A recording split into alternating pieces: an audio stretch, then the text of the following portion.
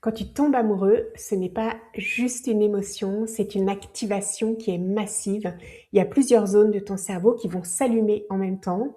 Elles communiquent de manière intense et elles se synchronisent. Et là, il y a une vague chimique qui se déclenche, adrénaline, dopamine, ocytocine, vasopressine, tous des petits mots en in. Et ces messagers circulent plus que d'habitude. En fait, ils atteignent des zones qu'ils stimulent rarement à ce niveau. Et résultat, eh bien, tu as une sensation d'euphorie, d'énergie, quelque chose qui est difficile à poser avec des mots, mais derrière cette sensation, il y a une mécanique qui est précise. La dopamine, en fait, va te pousser à rechercher la présence de l'autre. Elle alimente l'envie, elle va renforcer le plaisir.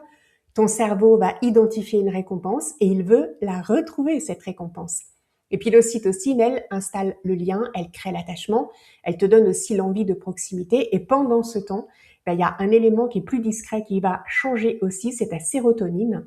Elle va diminuer. Et la sérotonine, c'est ce qui stabilise en fait ton humeur, c'est ce qui te permet de prendre du recul, de calmer tes pensées. Et quand elle baisse, ton cerveau perd une partie de ce régulateur. Alors tes pensées deviennent plus présentes. Tu penses à cette personne en boucle, tu revis les moments, tu analyses les messages, et puis cette personne devient une priorité. Et le reste passe après. Et puis ton corps suit aussi, ton sommeil change, ton appétit aussi. Vivre d'amour et d'eau fraîche, on a tous connu ça.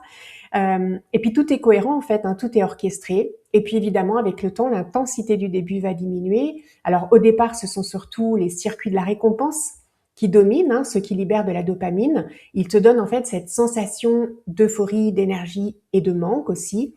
Et c'est ce qu'ont observé d'ailleurs des chercheurs comme Hélène Fischer. Elle dit que les premières phases de l'amour activent fortement les zones liées à la motivation et à la récompense.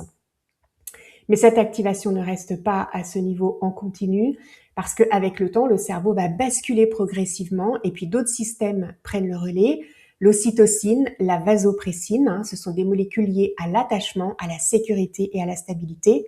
Et des études en imagerie cérébrale ont montré que chez des couples ensemble depuis longtemps, certaines zones du cerveau restent actives mais différemment. Ton cerveau cherche à maintenir tout simplement. Et comprendre ça, ça évite de croire que l'amour diminue alors qu'il est tout simplement différent. À bientôt!